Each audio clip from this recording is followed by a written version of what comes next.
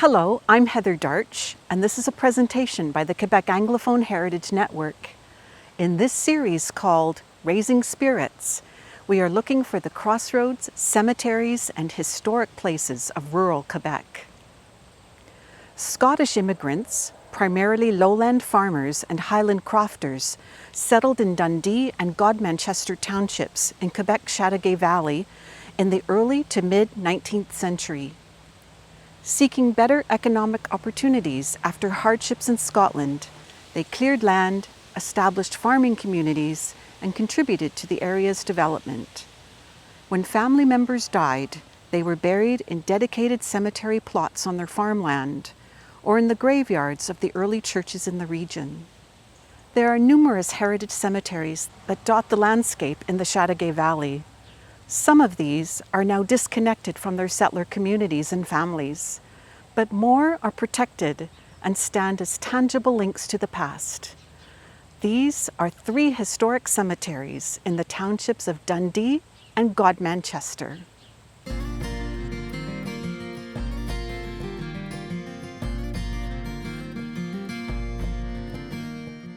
I remember as a child, my bus driver told me that there was a farmer in Dundee named Cameron who had a farm just down the road here, and that he would always take his shoes off when he crossed the road because he didn't want the shoes to be worn out on the gravel.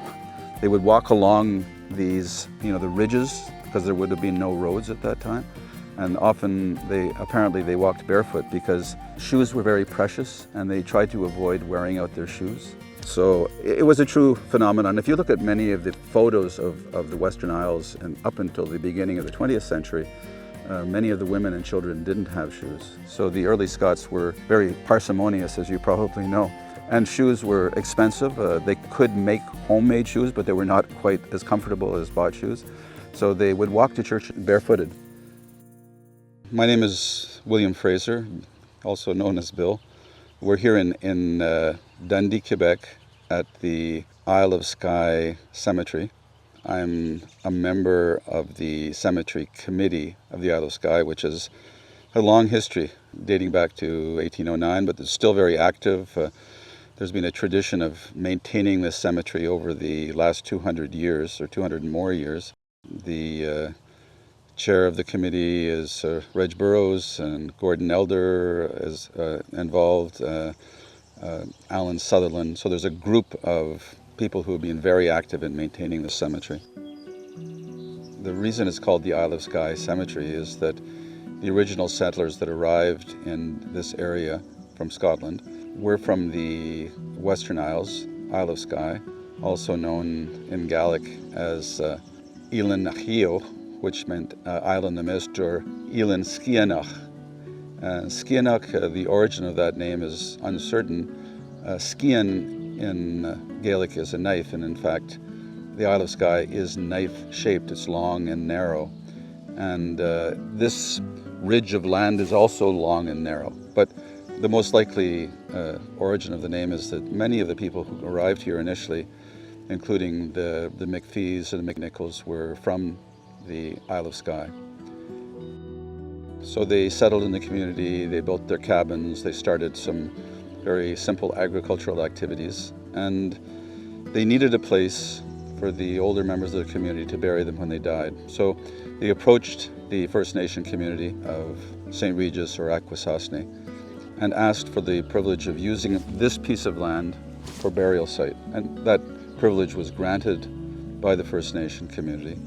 And since then, it has been used for that purpose. Probably around 1809 was the original burial that occurred here. Burial sites in the Scottish, and particularly in the Gaelic culture, are very important because the ancestors are considered to have very great significance, and people's family names, the system was based on the names of their ancestors. So Donald MacDonald would mean Donald's son of Donald, and so Donald MacDonald MacDonald would be Donald, the son of Donald, and the grandson of Donald. So in fact, the names were derived in that way, and people could remember their ancestry through that method of naming. And in fact, very often it would be traced back to some person who had great significance in the community, either as a leader in battle or a leader in storytelling. In this cemetery, you'll see that naming tradition carries on from one generation to the next. Very often the names are retained. The cemetery was the first, there was no church here at the time, so the first burial site in the community. It was also a place that was vulnerable because in the early days, anatomy was a very important study in medical studies.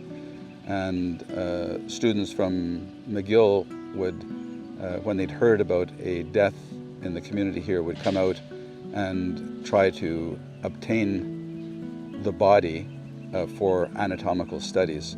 So for the first few weeks after the burial of a body, people would sleep out. Sometimes if it was late in the season, there would be a stove and a small wooden structure so that they could keep warm. So the bodies of their dear ones were protected in that way. The location of the Isle-of-Skye Cemetery is directly on the St. Lawrence River, and the community in Dundee was a satellite community of the Glengarry settlement on the north shore of the St. Lawrence. And so the attachments to that community were very important. In fact, the road in those days was the St. Lawrence River. There were no roads into the community, so they would travel back and forth across the river for education, for important events like marriages, for funerals. So a minister could come across the river in the earliest days for a burial. And people who went across the river to work and to live would come back to this founding site, which is where their ancestors were buried, and be buried with their ancestors. So we see the original settlers who were born in the 1780s and 1790s, who came to Canada early in the 1800s. The next generation, wherever they went, many of them would come back to the Isle-of-Skye Cemetery to be buried, or would be brought back. So it was a site of great symbolic importance to the community and to the descendants of members of that community. The Isle-of-Skye community was that community along the Broken Front Road. So in fact, there was the Isle-of-Skye one-room schoolhouse that was just up the road from here, and so people would start their school and perhaps finish their school if they went to grade 5 or 6. And then there was the Isle-of-Skye post office. At the turn of the 20th century, there was in fact an Isle-of-Skye post office that was located at the end of the Fraser Point Road. So in fact, the name Isle-of-Skye has been carried on through the years, and in fact our project, which we're developing close by, the Isle-of-Skye ecotourism site, it gives sort of a nod to the historical importance of the name, the Isle-of-Skye settlers who came here initially. The first church in this area that was a Presbyterian church was the Laguerre Church, and it's actually up a little stream from the river, the Laguerre River. The building, actually the walls of the building are still there, but the Frasers were involved in the building of that church. One of them was called John the Carpenter, and he was involved in building that church as well as the Catholic Church in Fort Covington. So we're here in Laguerre, in the municipality of St. Anisette, which is a municipality adjoining to Dundee. We're next to the Laguerre River, which is a river which winds basically from the St. Lawrence up into the county, and which was actually a route of transportation of goods early in the 19th century. A MacDonald, a man of a certain wealth and prestige, built his home just next to this building, we're in the Laguerre Church. And Mr. MacDonald actually built a very stately home that was recorded in Belden's Atlas of prestigious homes in Canada of the time, and one can see the courtyards around the home, the paddocks for the horses, the fields, and the stately manner in which Mr. MacDonald lived. He planned to develop a Scottish community here in Laguerre along the Laguerre River. The building of homes started with the arrival of the first Scottish settlers around 1820, and it continued over the next 30 years. Mr. MacDonald had actually planned streets. He had a design for a very well-structured sort of semi-urban community in Laguerre, where people's homes would be constructed, and there was an initiation of this process. The church itself, the construction of the church was started in 1847, and it was named the Calvin Presbyterian Church after Calvin, who was one of the founders of European Protestantism. And it was attended primarily by the Scotch settlers here. So in the cemetery around the church, we'll find Scottish names such as Leslies. The Leslies were important people in this community, and the Leslies lived in the area well into the 20th century. I recall a Gregor Leslie, who was an amazing carpenter and a great storyteller, who would tell about the riverboats going up and down, the steamboats going up and down the St. Lawrence, and the Captain Alexander Rankin and his son, who were in competition with each other and who would swear at each other in Gaelic as the boats were moving into the harbor.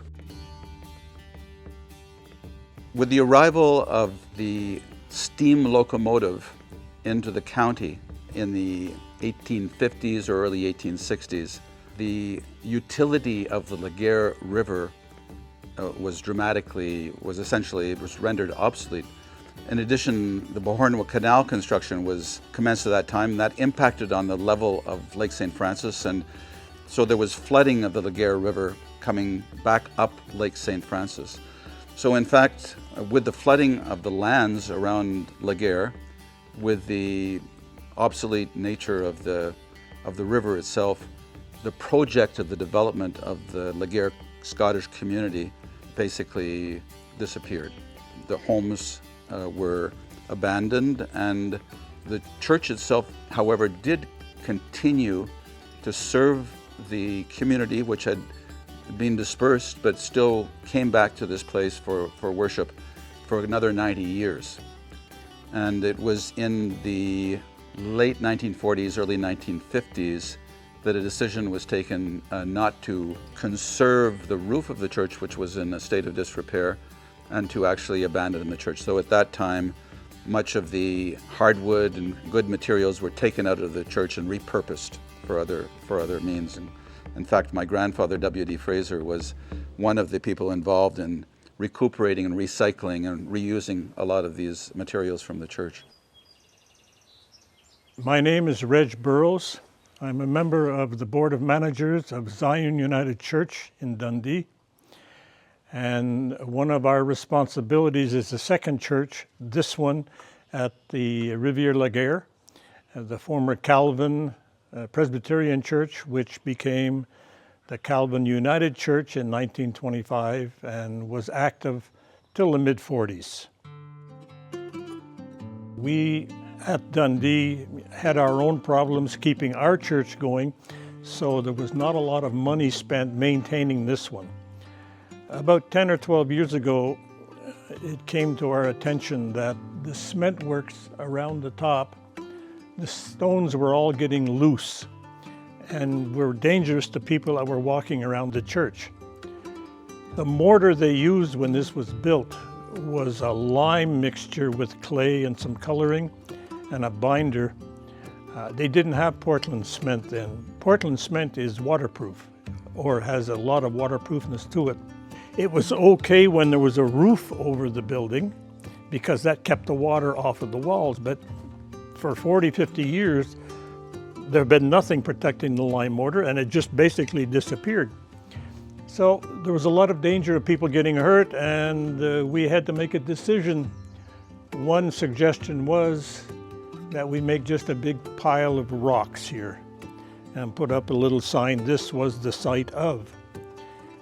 But the site actually, with its old windows and door openings, is something that you see often in Europe, but you don't see it very often here in Canada.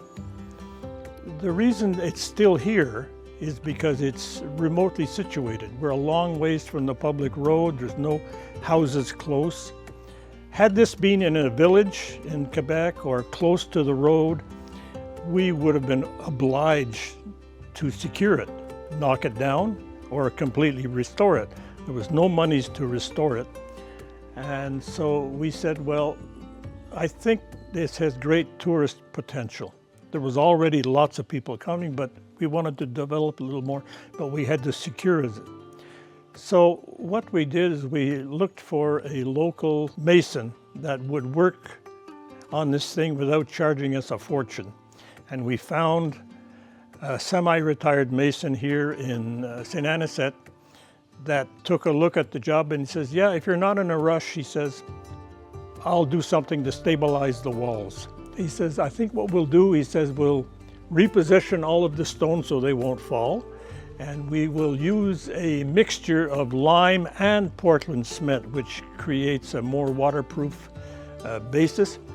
And he says, I think we will put 2 cables of stainless steel all along the top of the walls, all the way around. And he says, we'll cover that with this Portland cement mixture, and that will be the binder that holds everything together. And so over a period of 3 years, working from the outside on scaffolding and on the inside on scaffolding, him and his cousin, with a little help from the people from the church, helped him to reposition. You can see all the new mortar up in there. And he said, as long as we keep the water off of the wall, it's going to last for a very long time. So we had to pay him, and we had to buy a lot of material. So we started letting people know that the Zion Church needed some money to keep the Calvin Church upright. Believe it or not, we brought in more money than we spent. A little more. We have a little bit in the bank just to cover incidentals. Everybody wanted a little piece of the action, and we were glad to help them. It's a very unique thing. In Europe, this is common. You see them everywhere, Ireland, England, France. A few years after this was done, we got a phone call from a couple that were going to get married. They lived in Florida, and they wanted to get married in a church ruin. That was what they had their mindset on. And they found the Calvin Church online. They called us up and said, can we get married in that church? Well, I said, here, this may be a profit source. Let's just talk to them. And we didn't get a lot of money, but they had a beautiful ceremony. And we've had several other people come up for different types of ceremonies. We actually had our own church ceremony in here 5 years ago. We brought in chairs, brought in a lectern, a minister, music, and it was great. Because the atmosphere, you go a long ways to find a church in this state in North America. But right now, I think that the church is going to be left the way it is in my lifetime, and possibly the lifetime of my son and my grandsons. It's a lovely, quiet place to come. You can walk around and see some of the stones of our ancestors. My own ancestors are out there too. I think it was time and effort well spent to keep the church the way it is. Someone said, are you going to rebuild the church? No, there's not enough money to rebuild the church. We have enough trouble keeping our own church up and going, but as a tourist attraction, it's very unusual. We are one of the few churches in Quebec that actually have 2 physical churches, one very active and one touristic. And hopefully it keeps on that way. Mr. Claude Caza, the semi-retired stonemason who did all of the stonework up top, liked to leave a little memento of his efforts on his jobs around the country. And it was always something in the shape of a heart. So when he got near done, he says, Reg, he says, do you mind if I put a little heart in the top of the wall? He said, just to remind people that it was I that did it. And I said, Claude, it would be a pleasure. And so Claude formed the heart out of a big flat stone, very unusual stone. When it gets wet, it's red. And he fit it into the wall. It looks as if it was part of the structure when it was built. And it was a great thing to have, and we're always pleased to show it to people when they come. Oh, isn't that nice? There's a heart up there. I was very, very glad that he did it.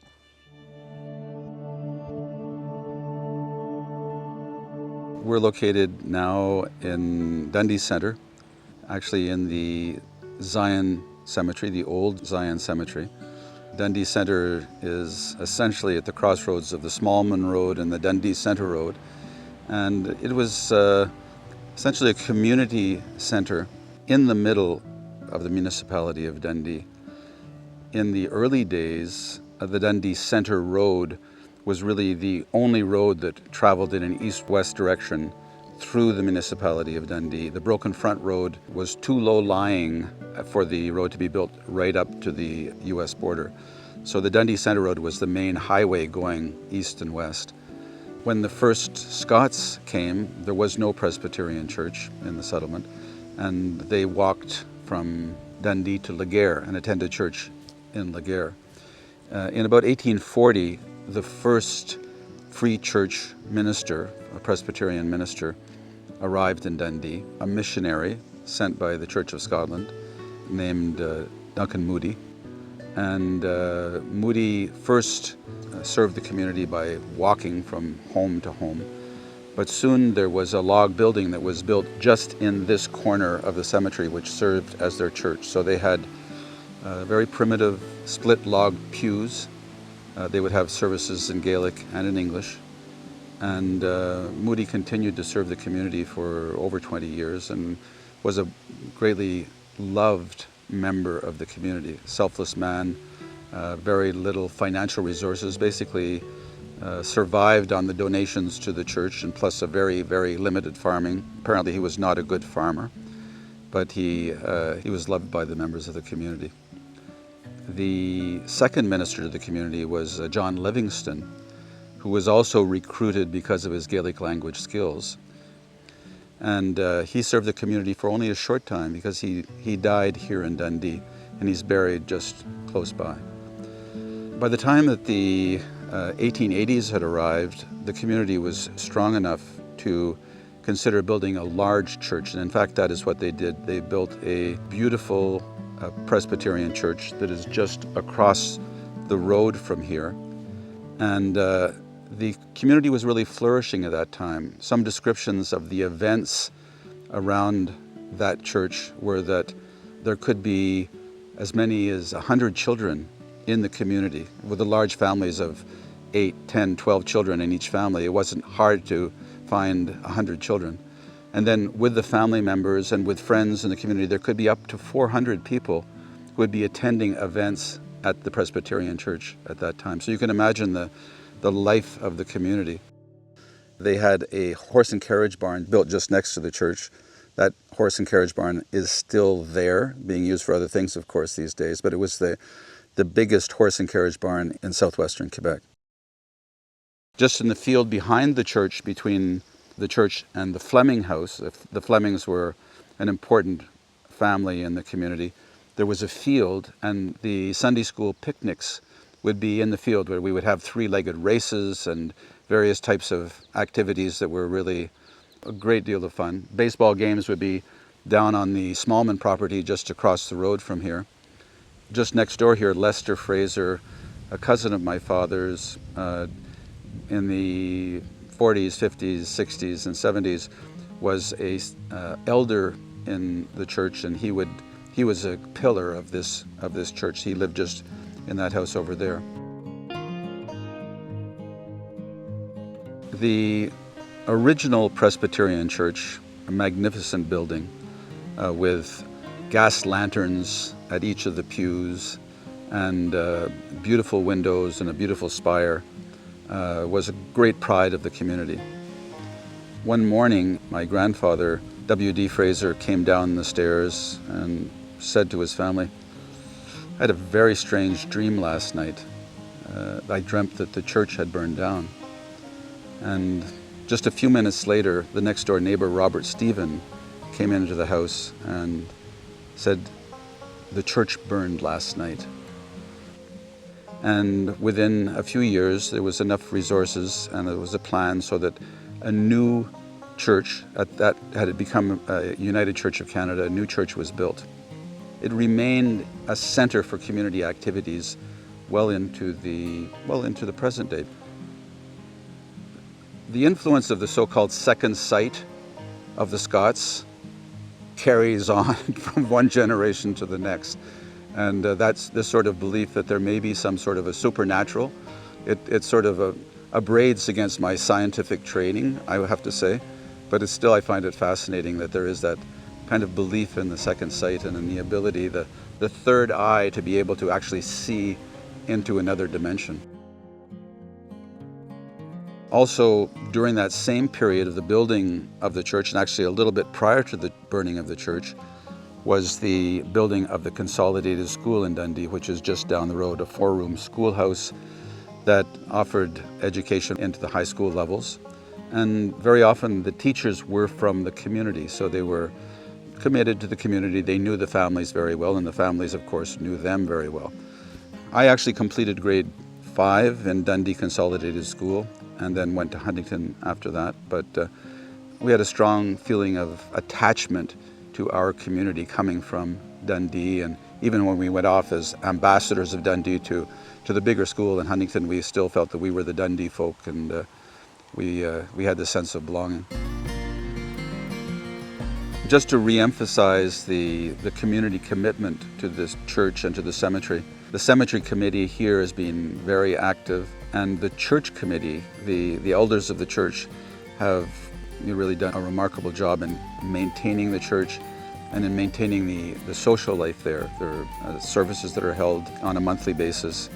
Gordon Elder has been the pillar of maintaining this cemetery in its beautiful condition, and we're very proud of the fact that this cemetery is the history of several generations of people who lived, worked in Dundee, and who basically gave their lives to the community. So there's a sense of continuity here that across the generations we share a love of the place and a wish to see it continued and cared for.